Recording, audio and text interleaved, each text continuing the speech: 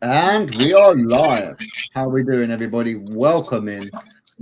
Let's get this intro rolling.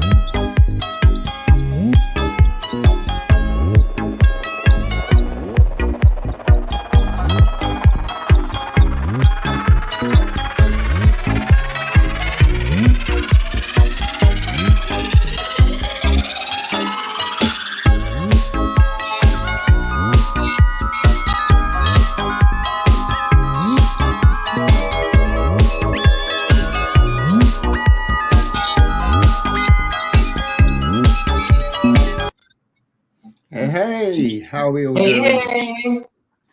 How are we, everybody? Hope everybody's doing okay. Yeah, I hope everyone is having a fantastic Sunday. Hope everyone's had a busy week, productive, not stressful. That's what we like. That's right. Hence Welcome why I in, love- everybody. Yeah, welcome in, everyone. Hope, as you say, hope everyone's doing well. What have you been up to this week, Chris? It's been cold. Have you guys been getting a cold snap this week? We've been waking up to 50 degrees, which It is has- probably, 13-year temperature? Hasn't been that low. It has been dropping down to I think 17. What's it? Let's have a little goosey gander right now. What we dropped at now. Right now it's 18. Yeah. Right now is 18. 3 a.m. this morning until 4:30, we had a massive, and I mean massive, lightning and thunderstorm. Yeah, it was pretty damn bad. And then, like I was saying to you this morning, from I'd say lunchtime to about 3, we just had nothing but non-stop thunder and rain. Wow. Yeah, it's literally like somebody had pissed off something chronic. Yeah, the thunder god was not happy. Yeah, so that was a interesting one, especially when we had the little niece staying last night as well. Oh, really? Yeah, we had the little niece staying last night. Bless her, she slept through it. Wow. You got lucky. You got lucky. That's funny. Nice, Sarge. Nice. Yeah, it's been very cold in the morning. Very cold. To where when I go out in the morning, all the koi are like at the bottom. with the goldfish. They're like, no, we don't want to eat. Go away. Come back when the sun comes over. Because in the morning, the way the house is, it takes a minute. It takes about probably till about 10:30 in the morning, 11 o'clock before the sun really hits that pond. So it's cold. It's colder in the morning. And they're like, no. So I've been feeding them a little less and waiting a little longer to feed because I know they're going to be eating again before sunset. So it's that time of year where everything's going to be slowing down feeding. And I'm actually even contemplating taking off the actual sale. Yeah. So that way it keeps the pond naturally warm like it would the front pond. Instead of shading it. I don't think we need the shade anymore. It's just, I think we're going to have a very early fall. Yes, and for many people, fall is their favorite time of the year as well, because obviously, you know, all the leaves changing their colors. If you've got any acers or anything like that in your gardens, it's definitely going to be coming into that time where your garden is going to absolutely change with the way it looks. Oh, yeah. Because once them green acers start getting colder, they just start changing to the purple. Yeah, I know, Dino, not you. You hate fall, or as we call it, autumn. Yeah. Welcome in, Vince. Welcome in, Dean. Welcome in, Vince. Spider Lady, Kim. Cecil, yeah, welcome in. And anybody else that I didn't get to catch and hello to in the comments earlier as well. Welcome in, guys. Yeah, I did not know that Shane can actually type a hello in for me. And he's like, I can type for you. And I'm like, yeah, please do that. So, yeah, I learned something new today that you're managing mod, because Shane will always be my managing mod. But I didn't know that he could actually type for me. So I'm like, yes, please do that. Because so, yeah, my new glasses are going to be hopefully coming in this week. And a lot of my issues I'm having are going to go away, I'm hoping. So between the migraines, I didn't get to a lot of people's videos, their lives. I talk and then I ghost because I just listen. I can't type. The longer I'm in a chat trying to read the chat, the migraine just starts coming on and on and on. And it just got really bad to where it's making me sick to my stomach and I'm having to lay down. And so a lot of you guys, I haven't watched literally watched or participated in your lives because it just is making me nauseous and it's giving me migraines. So hopefully my new glasses will get here after my eye appointment. And I'm not even going to be watching the chat today. I'm going to let Shane watch the chat for me, guys. I'm sorry, but I really don't want to get another migraine today. Please, I don't want to get another one. So I'm going to try to just focus on Shane today. So yeah, guys, bear with me. Be backwards and forwards, answering as many questions as I can. Any questions, I will ping them up on the chat as well, just to make it larger, so it makes it a little bit easier. Also, hence why we're doing the video screen this way today as well. Again, makes it a lot more easier for Christine there on her eyes. So I'm just trying to work on little tweaks to make it a little bit easier for her. So yeah. I appreciate it, Shane. No worries at all, you know. Always got to try and make things as easy as we can, you know. Try and work smarter, not harder. Exactly. I agree. And I've done plenty of research, so yes. Joys of my mind never shuts off. Yeah. Trying to get to sleep is an absolute nightmare. We have not got to actually chat that much this week. So I do know that you have the liner coming in for your pond to get that fixed. Liner is Please here. Huh? The liner is here. Oh, the liner is there. Okay, so where are you at with that project right now? So the old top bricks that were obviously over 22 years old, being frost blasted, that popped. Them ones have all been cut out. I've laid the top row. Yes, Vince, I laid the bricks. And yes, they are true. They are straight as a die. Even though when Dad went and put on a couple of wooden decking boards, he actually popped a couple, but they're still holding in place. So that's a good thing. Welcome in, Crimson. Harley, welcome in. Any new faces? M&C, welcome in, buddy. So yeah, that's done. So we've got brickwork on. Repaired a couple of patches where some of the old cement pops out over the years, so I've just resprayed it, got it nice and wet first, and then just repointed them up. So that's all done. The old wooden timber that obviously you guys don't see because it's behind the top brick. That obviously that we use 2x4 joists all the way around the outside of the pond to then nail the liner to hold it in place before we put the slabs on. So what we've done is, because they were rotten, we've ripped all them out, relayed all new around the top as well. So the top itself is pretty much brand spanking new. Got new joists, new brickwork. We've got the new liner. We've got plenty of underlay, because what we're potentially going to do is we're actually going to put a little sliver of underlay just around the edges, not so much on the bottom, because obviously the bottom's got the underlay and the liner, because we're going to leave the old liner in place. Because, yeah, we don't want to be putting that around too much, because that thing is kind of brittle. We will be taking out the old bottom drain. That's going. The side mushrooms going as well. And also that dome that had the water lily in, that's coming out as well, which will make him very happy, because he doesn't like that monstrosity of a thing in there. I basically explained to him that with the fish getting bigger, having that there is basically restricting surface area in which they can swim, because they've got to go around that dome to get round. So taking that out will just open it up completely. What is the dome made out of?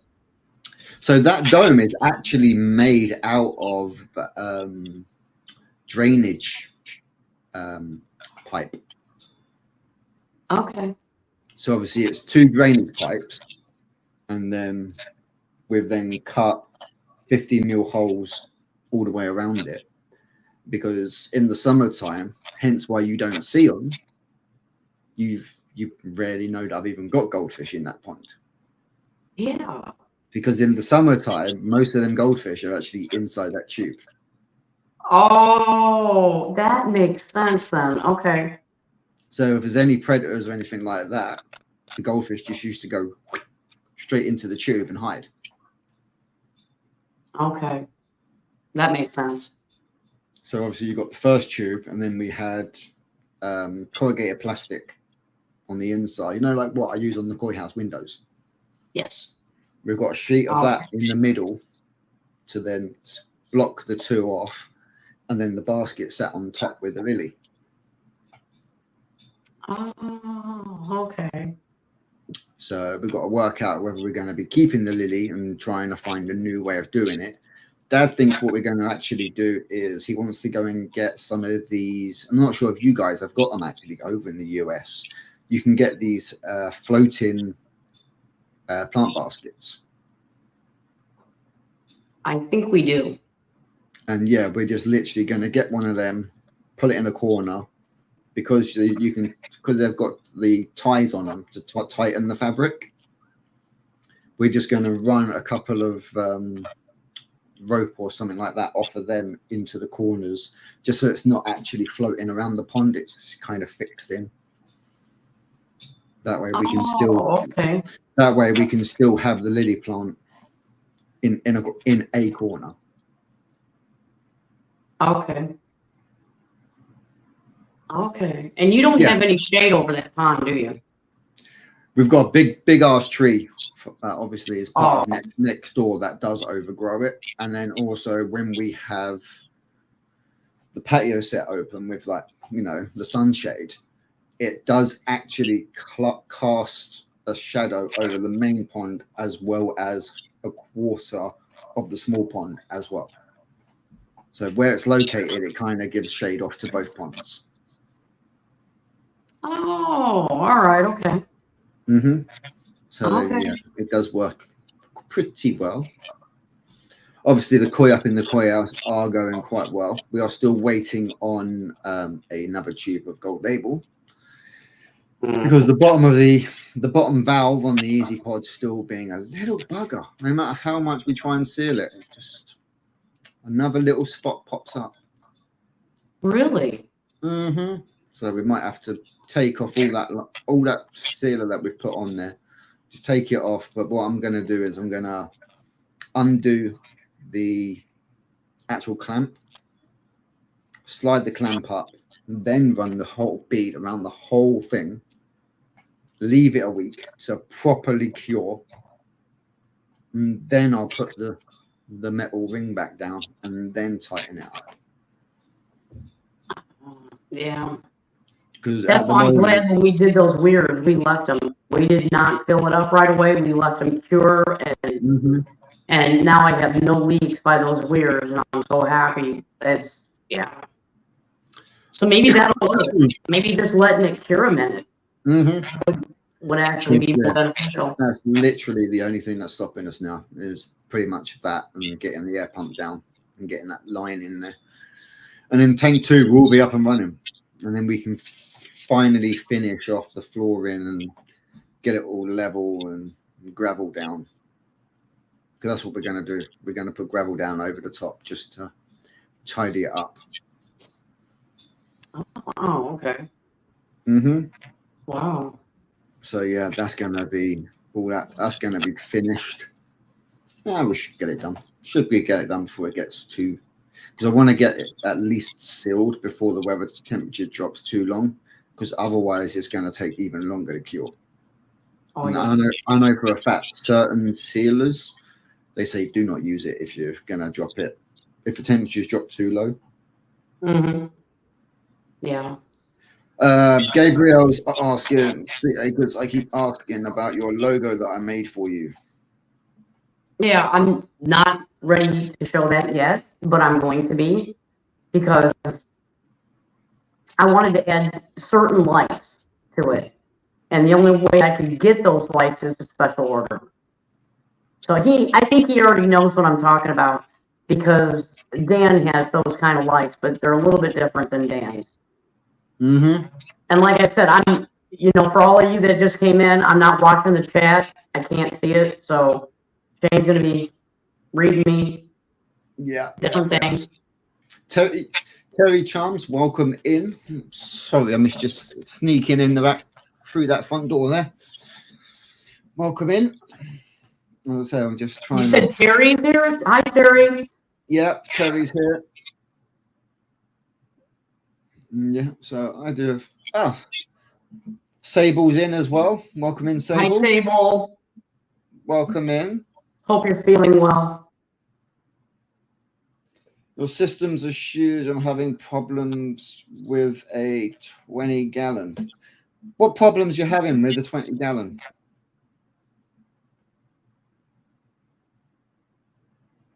Are you talking about silicone? Yes, we are referring to silicone known as a gold label, which is obviously fish safe, as well as for your pipe fittings, also used for sealing up fish tanks.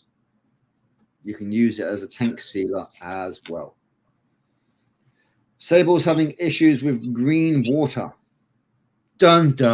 Hang on, I've got to do it, Chris. Yes. I've got to do it. Let me find it.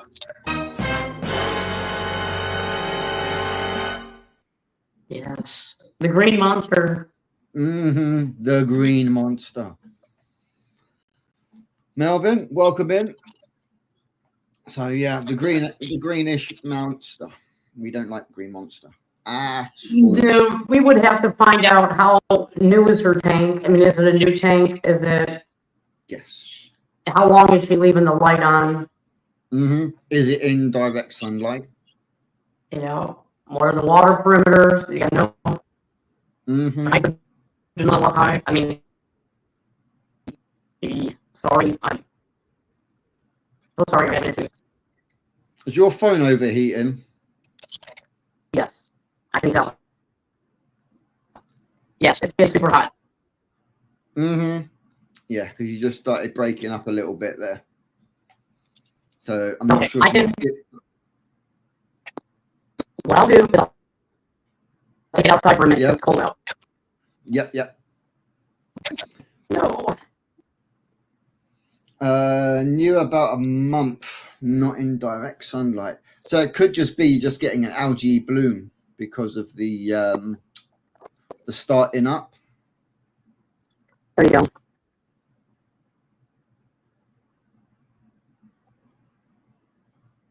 That way when my phone's cooling off, you can at least look at some. Yeah. I've got a UV light filter and it seems to be helping. Oh, it will definitely help. Brother's asking, are we ready for this week? Potentially. Yes. Salient, welcome in, Jesse. How you doing, buddy? Hi, Jesse. So, yeah, I've just... oh, they are some cracking fish. And as you can see, guys, the green monster there is dissipating. If you go back and watch a couple of weeks of lives from a couple of weeks ago, we ended up starting up a little science experiment, which worked pretty well. And because of that science experiment, we managed to learn to go to a different way. Yeah, pH is the utmost importance as well. Yeah. So, yeah, trials all work, bro. How many fish are in that pond right there? Oh, Chris, any ideas how many fish you've actually got in that pond? Probably about 15 koi, 20 koi, and probably 15 pumpkin. So and then all the babies in it. Over 30. Yeah. Yeah. I need to get the bigger koi. I need to get a net that I can get the bigger koi up in that pond because there's literally like 3 fish. I was able to catch a few babies that were down here and put them over there. Mm-hmm. So the normal is no longer alone. Yeah, so in case you guys didn't notice that, she's going to be waiting on a larger, one of the pan nets, basically, for those that know about the pan nets. So just so she can actually get some of them larger ones and move them up. Hey, another lily flower. Those lilies absolutely love the water. The amount of times that they flower throughout the year is crazy. My one hasn't flowered probably, I don't know, 7 years. But I don't think it's going to flower now I've got Nancy in the pond because she just seems to want to eat it.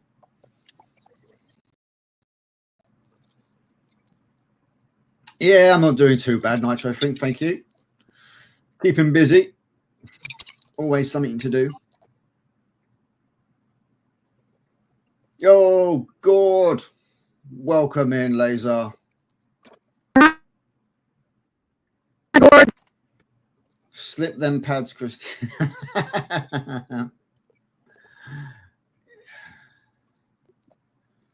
Yeah, the pads they're doing good. They've all had a good trim. All the dead leaves and things like that are always taken care of. They're always pinched out, and because the last thing you want to do is the leaves to actually die back, and then obviously then fall off and fall to the bottom of the pond. Because it's not good. Doesn't help with issues. So unfortunately, having koi as well, once they break, 9 times out of 10, I'd say 65% of them will get eaten. Because koi do like to chow down on vegetation. whether it's water lettuce or anything really. Oranges. I've seen people feeding them watermelon. Obviously, most of the ones that I see feeding watermelon, they do take all the seeds out of them. But I've seen them chowing down on that. Welcome in, Amy. So, old guy, welcome in. So, yeah, if anyone's got any questions for us as well, apart from that. So, going back, Sable, on the green monster, I'd say if you've got the UV on it, then give it time. Potentially look at doing more frequent filter cleans as well. Welcome in, Tuber Chat. Welcome in, buddy. So yeah, what you will find as well is I've also added a live plant. Well, the live plant will help as well, definitely. Thank you very much for that, Gord. So yeah, live plants will help because obviously they will eat up any nitrite that gets put in there, because obviously nitrogen is loved by anything living, pretty much with the plant world. Hence why whenever you do a filter clean, save that water and water your garden with it, because not only one are you reusing it, but you're also giving them a good healthy feed. So yeah, if you've got things like peonies, roses, things like that, they will absolutely thank you for it. Even Sweet Williams, if you guys have got Sweet Williams over in the US.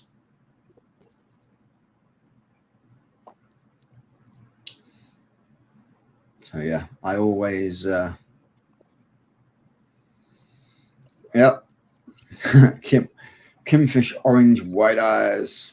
Yeah, there it is, collecting all that algae that's getting pumped up from the bottom of the pond,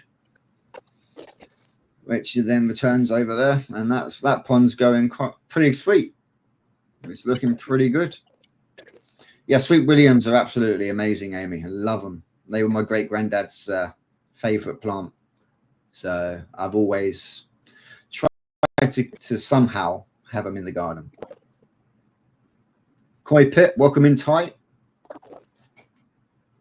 Welcome in, buddy. Hi. Oh yeah, it was just those baskets you've got the plants in, aren't they just them the linen ones that we looked at? Just normal washing baskets. They are, yes, they're standard baskets. Yep. Yep, normal hanging baskets there. Again, just finding little researchers that will do the job. As long as you've got water flow going through them, and it doesn't give chance for anything to sit underneath of them and build up. Because obviously, if things build up, then you're lining yourself up there for a spike in some way or form. You know, 9 times out of 10, you're going to be getting yourself a big, heavy nitrate spike. Because if the water can't flow through the plant root, then the detritus will build up. And you'll know if the detritus builds up, because if you move one of them baskets, it will absolutely stink. Welcome in, Mr. Myers. Welcome in. It's almost that time of season for you. Anyone knows? If I stick his phone underwater, would it lose the internet?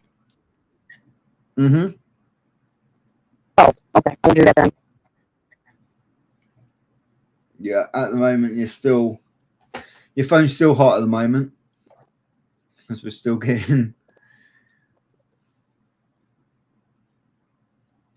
Because it looks like the Pond Polisher 5000 is doing a great job. It is, Ty. It really is. It might be a lot of work with having to swap and change it and giving it all a good clean. But as you guys can clearly see from what it was a few weeks ago when we started that science test, it is 1,000 times better than what it was. You know, beforehand, you wouldn't have been able to see them at all, unless they came right up to the surface and almost hit the phone. Yep. But yeah, now you can see them quite clearly. I would say you could see them to about 4 foot, I reckon, there. Which obviously past 4 foot anyway, it's going to be harder to see them. That's just natural.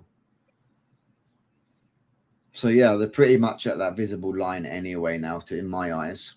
And obviously you got the 20,000 pump there, which was turned down, I believe, as well. We turned that down to a little way. Yeah. Because obviously we found that was part of the issue. So if you're getting big algae blooms, guys, in your ponds and it is sinking algae, just turn down your air pumps just by 15-20%. Because basically what was happening was the air pump itself was not allowing the algae to actually go to the bottom to settle to then get sucked up by the pump. So therefore it was kind of breaking its own cycle. So just turning them down has resulted in going through the Algae Clearmaster 5000 there and doing its job. Yep, interesting comment on the air. It does help. You know, sometimes if you have too much, it can stop the algae from actually going through, especially when you've got your pumps at the bottom. Obviously, with tanks and things like that, it's different because you've got your tanks either internal on the side. So therefore, you know, it's going to be doing that. I'm not sure. Hang on. I just had a little epiphany. Sable, are you in any way of getting hold of the, I know, Fluval Macon, or I believe Jewel Macon as well? You can actually buy the smaller versions of the floss that Christine's using. So potentially what you could try is put in a couple of pads in top of your internal filter, if you're running an internal filter, because then that will catch the fines and then go through the filtration. So that might also help with your algae bloom in the tank. Because I know for a fact with my 125 downstairs, I know that's got a section in the sponge layer where I put 3 pads on the top. What kind of pads? So they're just filter floss pads. They're literally just filter floss pads. In fact, bear with me, chat. One moment, I will tell you if they have them over there. I'm guessing, Sable, you're in the US, right?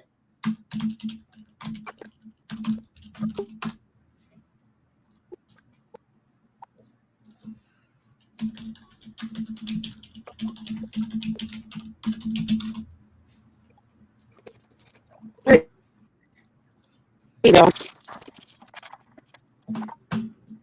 So yeah, it looks like potentially you do have them.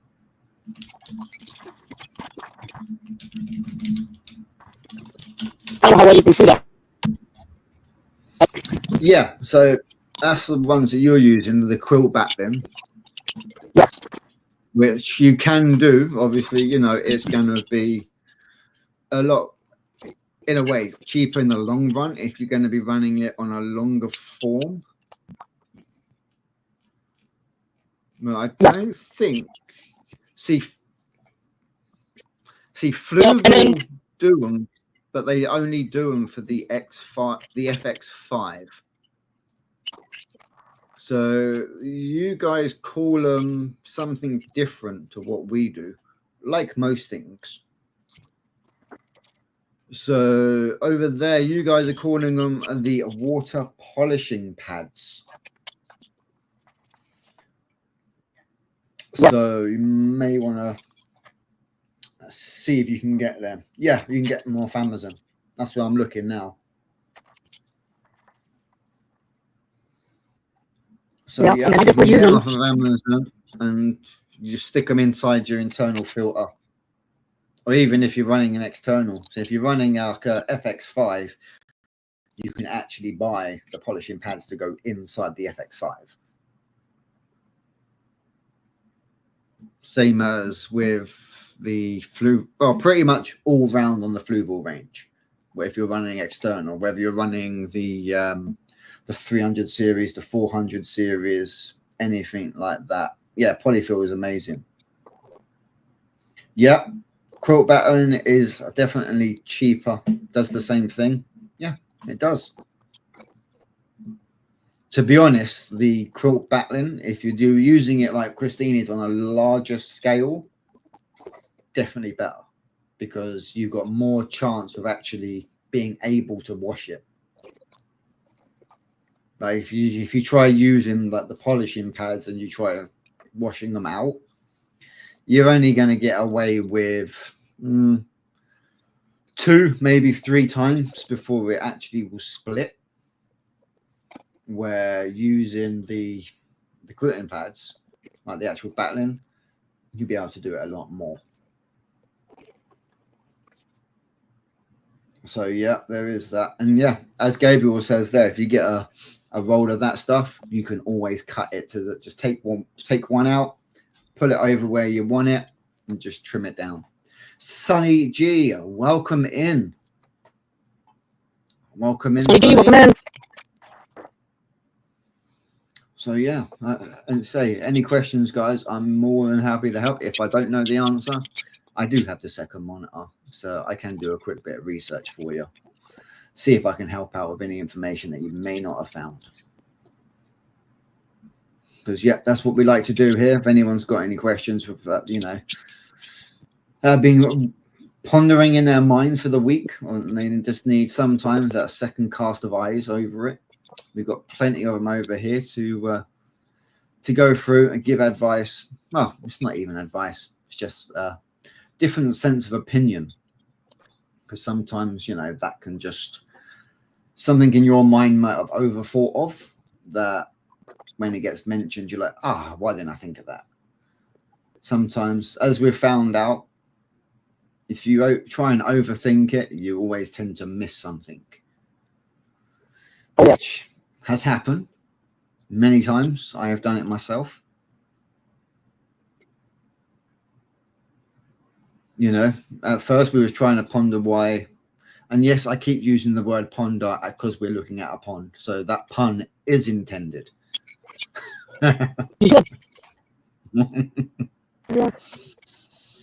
So yeah. So yeah, I'm sure Gord can drop some links there. At some point we will work on getting a way for mods to be able to drop links a lot easier. Just need to take a couple of days to figure out coding on it. But I've almost got the coding sussed that I've used on mine. So hopefully I can get that worked out.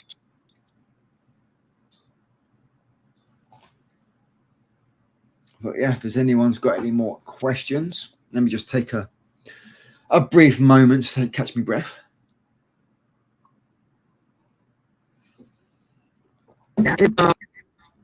Get myself a moment.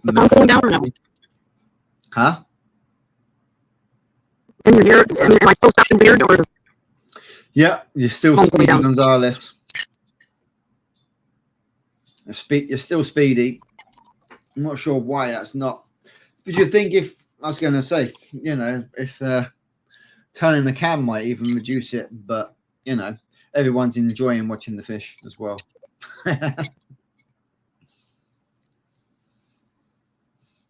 But yeah, definitely got some bright ones in there coming up now. Can never really see them with how bright some of those are, but they're really standing out in there now.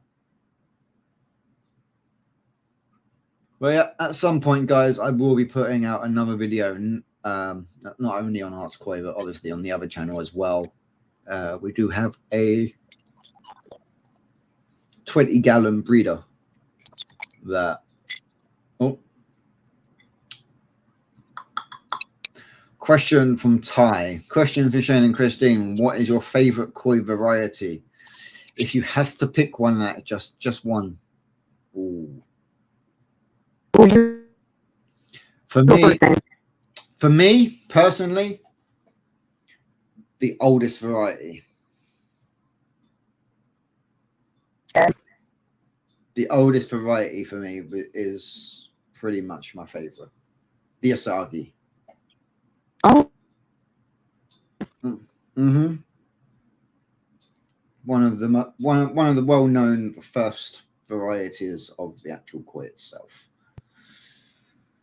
One of the eldest of eldest. They are all beautiful fish, Amy. You're right there. So yeah, how about you, Christine? I have to try and listen in closely. It would have to be the key. The Kiyotsuri. Yeah, I like the one. Mm-hmm. Yeah, so Christine there, if you didn't catch it, it was the Kiyotsuri. Yes, I believe they are the oldest. They were one of the first varieties of the actual koi to actually be produced from the rice pit. Because obviously that's where they originated from. Was obviously the can't remember the correct term for the first one. I think it's like the it's not the Midori Goi, but it does begin with an M. But they used to basically have them in the rice fields. So obviously they'd be swimming around in the rice fields, creating the waste, which would then in turn give the the food that the rice fields needed. Showers are my favorite. I don't know why. Well, that's the thing. Showers are very nice. I have quite a nice shower that I managed to pick up from Adam Byers, which is growing quite well. Obviously, I'm thinking we might have to move a few things around.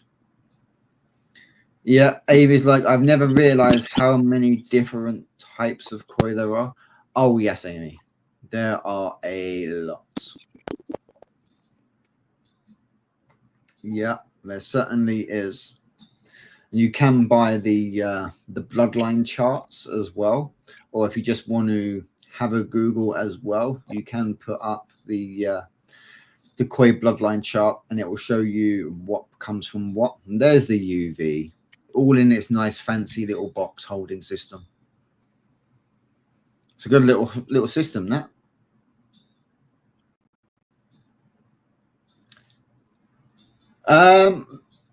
Is this your channel, Heartsway? No, this is Christine's channel. She's just having issues with her phone at the moment. So my koi channel is, as you can see, Hearts Koi. My tropical channel is Tanks and Fish. So the tuber chat is like, hang on, I recognize that face. Yes, it is Tanks and Fish.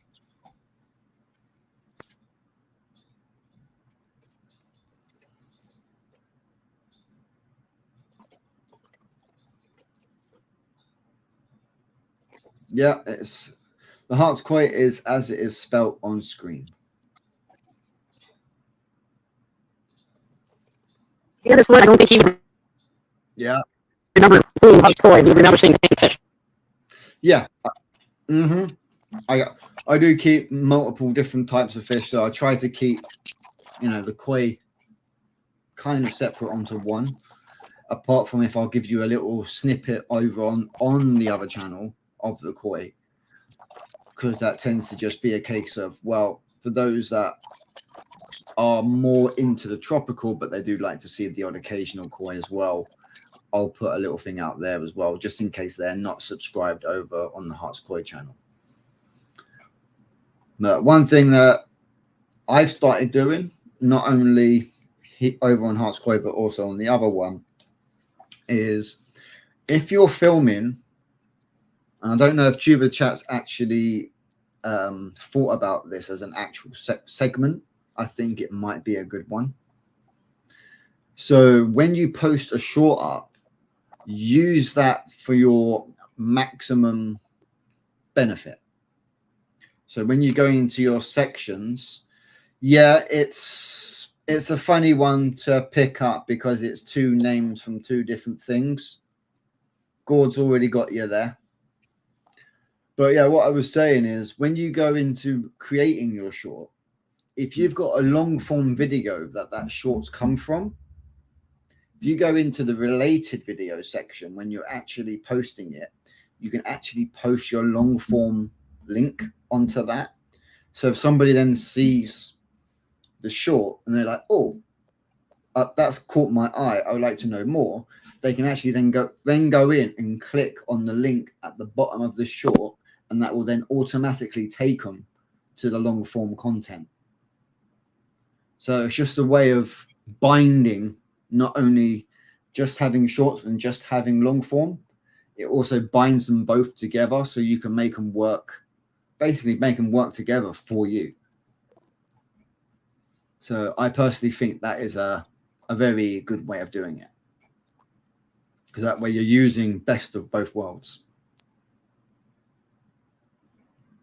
I've been thinking about that for a while. I've been doing it for a little while. I'm just testing it out. Everyday fish keeping, welcome in. I'm still here. I had to go and shoot a video of a chipmunk. That's okay, every day. No problem at all. I appreciate you being here, as I do for everybody. Ty saying, I think showers are like them because of how much they change as they grow and develop. The Sumi development is always interesting since you never know exactly what it's going to end up looking like.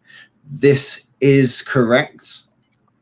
Obviously, the Matsukawabaki as well is another one that is well versed in pattern change.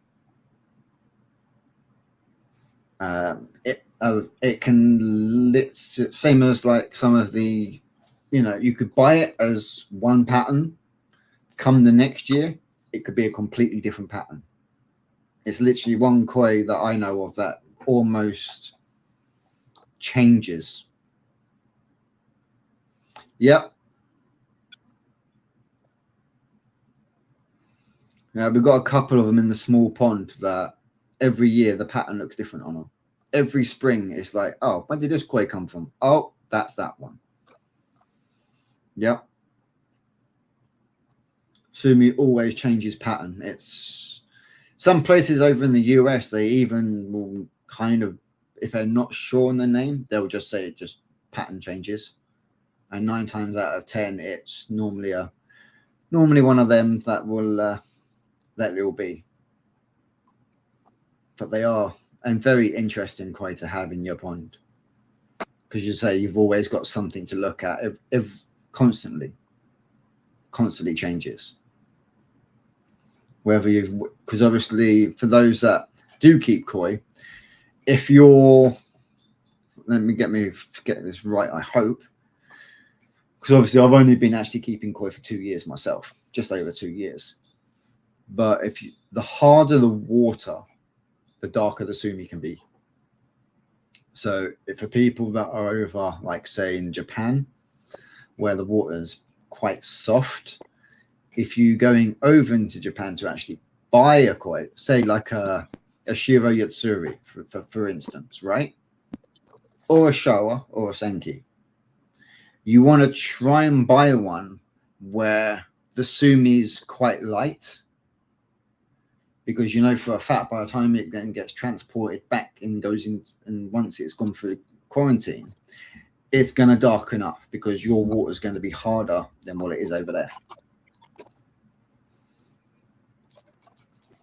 So yeah, there is definitely that part of it. So certain things in the aspects of your water conditions can have a different way of the way that your koi will actually end up looking.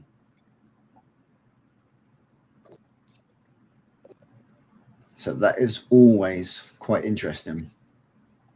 Someday I want to have a huge pond full of Tensho or Sankey's. Nice. They are very nice. I do like a Tensho. I do like a good Tensho. When I say a good Tensho, I do mean obviously a good Maritan. So the spot on the Tensho's head. But you've got to be very careful when you pick one that has such a good spot on its head, because you've got to really pay attention, because what you find with a lot of places, and obviously I'm not going to say no names because I don't know these names, but they're known for doctoring in a way of doing as a such.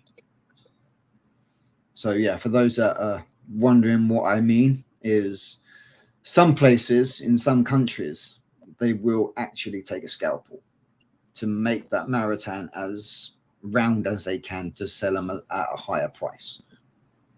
But you can tell when you look closely at them, you can tell.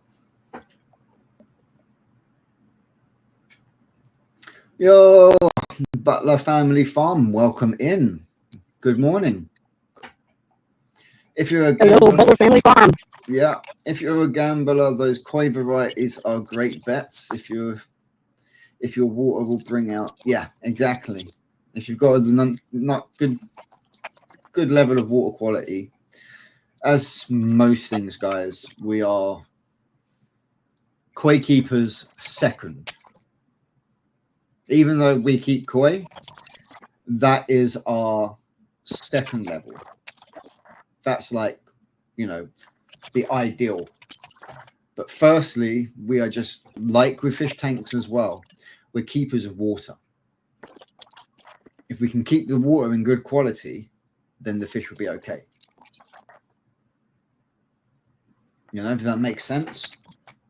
If you're keeping your water clear, your levels all good, things like that, then obviously the fish will be fine. If you let your water go to like ammonia spikes here, there, or nitrate spikes and things like that, then it's just going to cause issues, which is then going to stress the fish. So we always say we're always looking after the water first and then the fish second.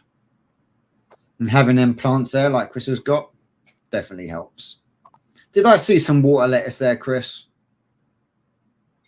Yeah, there it is. That stuff, marvelous for eating the nitrate. Really loves it. But a lot of koi over here in the UK will if you put that amount in there, give it a week, you'd only have like 2 plants left. Like my brother will know, Hobbytown will know. If we put that in the main pond, that wouldn't last 24 hours with Nancy. She would literally devour it. We have seen it happen. Mm-hmm. Yeah, we've seen her do it. We've seen her do it at her previous home before we got her, where you'd see her always in there, just chowing down on the foliage. Butler Farm. Go on. Okay. No, still. Oh, we are. Yeah, still chubbing.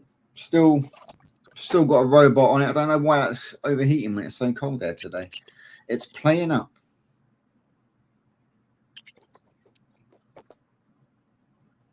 Yeah, but her phone's overheating, so she's at the moment standing outside trying to actually cool the phone down. So it picks it up. And usually there's an ice pack that's blowing onto the back of the phone, but we didn't get round to setting that one up. Water quality, genetics and diet. Pretty much Thai. So Butler's saying our koi pond is in the ground to try and keep it from freezing. So yeah, it depends on how deep and also whereabouts in the world you are. Because obviously Christine's there is 6 feet deep. Hey, there we go. There goes on the air. So yeah, turn the air off so you guys can actually see the koi a little bit. I'm going to get them back on their bubbles now. They'll be getting the zoomies, no doubt, right about now.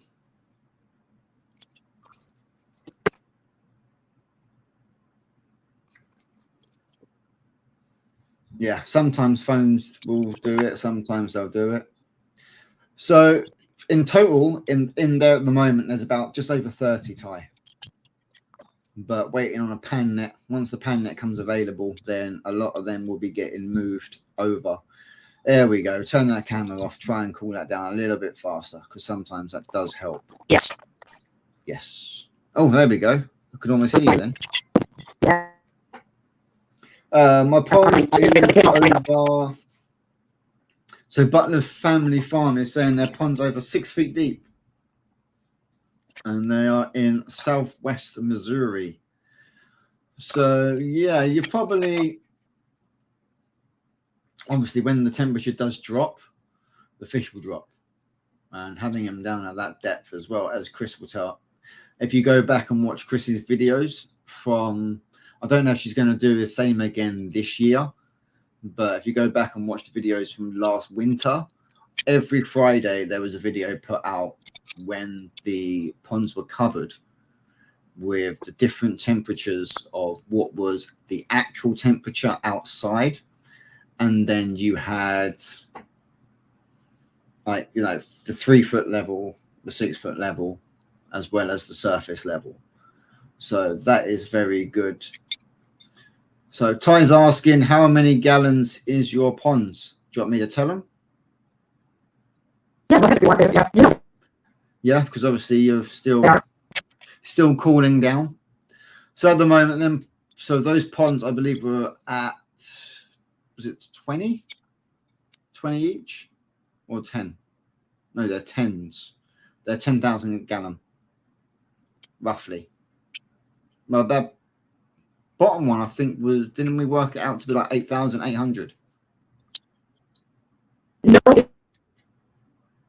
it is, all on together are 8,500 gallons. There's 5,000 some gallons on the top one. There's 3,000 some gallons on the bottom, and then 550 gallons. Oh, so in total, they're about 8,000 in total. 9,000. Yeah.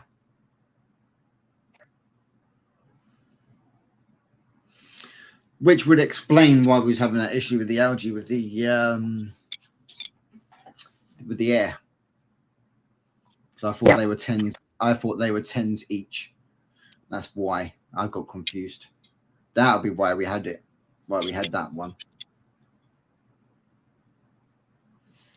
Yeah, that is a good size Thai.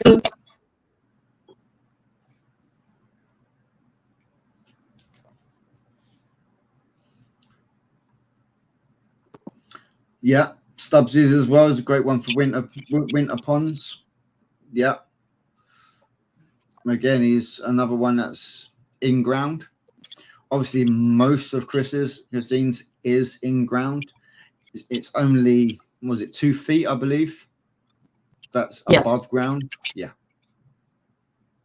On the top one, yeah. It's like, it's like maybe 16 inches on the bottom pond above water, and it's 2 feet on the other one. Yeah. So it's 2 feet on the top one and then lower on the bottom. So you get that drop look. Yeah. But yeah, there's plenty of videos there of even the ponds being built, and they are bog filter above ground. Yes. Yeah. That bog filter is what, 2 feet deep or 3 foot deep on yours? It's 2 feet deep. Yeah, perfect. Yeah. So about 3. Trying to. When you try and speak, I'm trying to push my earphone, like speaker, to my ear a little bit more to try and make sure I get it right. So sorry. That's all right. Otherwise, I'll be getting messages later on going, "You gave false advice." But yeah, all the information, guys, is all on Christine's channel. Even going way back to when it was being built as well. So if you want to see how that masterpiece of a 3-pond flow system is set up, then yeah, it's definitely decoding the crackle. Exactly that, Gord. Indeed that. So Butler's saying the pond is 7 feet deep, 10 feet wide, 22 feet long. How many gallons would that be? Ooh, hang on. I can do that for you.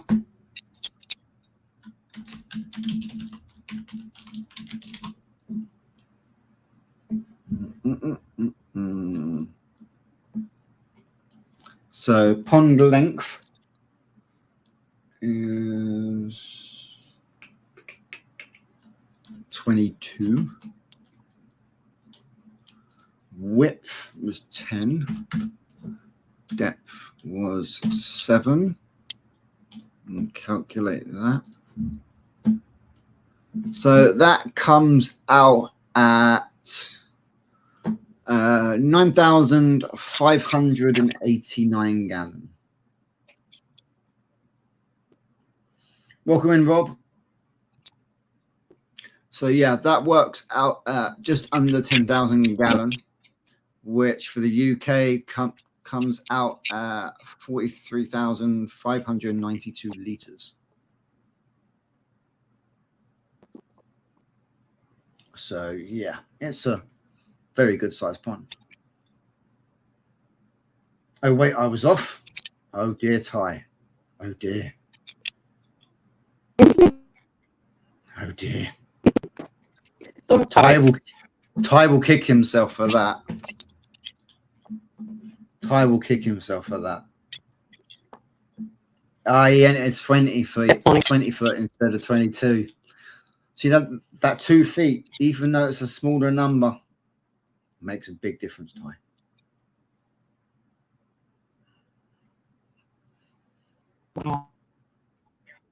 Yeah. See, I don't know if Gord can do it. Gord, can you convert the measurements with FishFam?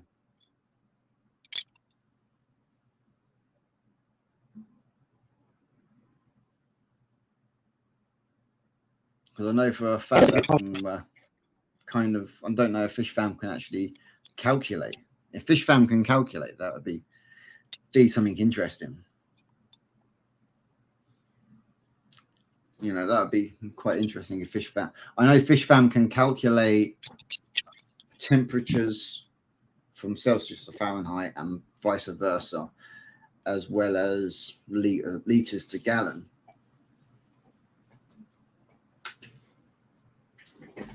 So yeah, it can do multiple things. And Chris, guess what? What? We are over the hour. Oh, yeah. Mm-hmm. Oh. I'm so sorry. Nah, you're absolutely fine. Okay. Mm-hmm. You're absolutely fine. I mean, is it sounding better? Little bit. Still a little bit crackly. Okay. I know you're there, rolling your eyes, cursing your phone. I know. Yep. Absolutely, I yeah, can. I know. Yep, of course you are. I know exactly that. Water volume is in inches is appreciated. Oh, there you go. FishFam can kind of do it. Nice one, Gord. I know Gord loves to play around with FishFam Link. He just loves to play around with it. So any reason Gord gets the chance to play around with FishFam, he's happy. Yeah. Oh, I did not know what to do that. My koi are in a porch pond. Oh, you mean one of the ones that Like pop up. Here you go. Here he goes. Fish Fam link joke. Let's see what joke for the day Fish Fam's going to come with, and pretty much wrap the stream up with a joke. What do you call a fish that is an entrepreneur? A self-starter fish. Oh, Fish Fam. Fish Fam. God damn you.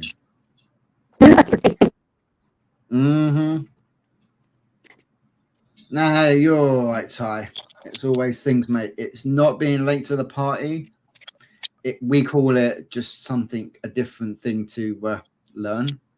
And I know, Gord, that was a terrible joke from Fish Fam Link. Usually Fish Fam's better than that. Come on. Yeah, see if you get it one more time so we can end on a decent joke. Huh? Put it again so we can end on a decent joke. One? Yeah. Yeah, we'll have one. Let me see if I can grab one.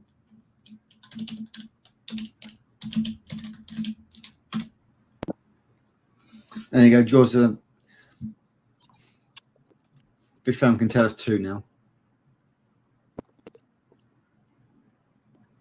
Well, we'll definitely be sure to pop over.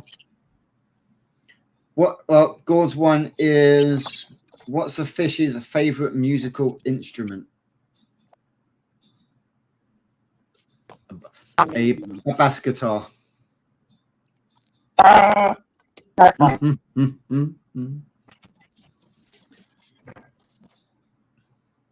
then my one is, what did the fish say to the anchor? Hold on. Oh. God, that's funny.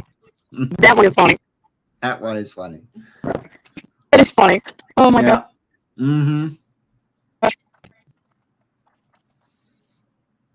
Yeah. Yep, that is hilarious. That is a good one. Sound any better? No, still the same. Jeez, that phone's really overheating today. Yeah, my one was better, Gord. Yeah, it really is overheating today. Well, on that one, Chris, should we wrap it up as we've now gone over the hour? Yeah. Yeah? Yep, I'll let you do it. Yeah, we appreciate everybody coming in and hanging out with us. We've actually had our highest numbers today as well. So thank you very much, everybody. Yes, Gabriel, fishy dad jokes. Fish Fam Link's known for it. And yeah, just like to thank everybody for coming in. Sable, greatly appreciate you for them comments there. You're more than welcome to come and join us at any time. Sabre's for anybody, you know, we're always here to kick your feet up on a Sunday, relax, have a little chat as much as we can, you know, answer any questions. If I've got to do any research throughout it, that does not bother me. I'm more than happy to help anybody. But yeah, on that one, guys, I appreciate everyone stopping by. Have a great week. And just remember, whether you're keeping ponds or fishing aquariums, just sit back and enjoy them, because life's too stressful. So we have them for a reason, whether we keep them as a hobbyist or whether we use them as part of our content. End of the day, they're our way of relaxing. So just sit back and enjoy them. So on that one, guys, we'll catch you next week. I believe we'll put a post out on where we will be. So keep an eye out on the. I'll be over on mine next week. Okay. Yep. You heard it here, guys. We'll be over at Hearts Koi next week. So take care, everyone, and we will see you all then. Take care. See you soon. Bye, guys.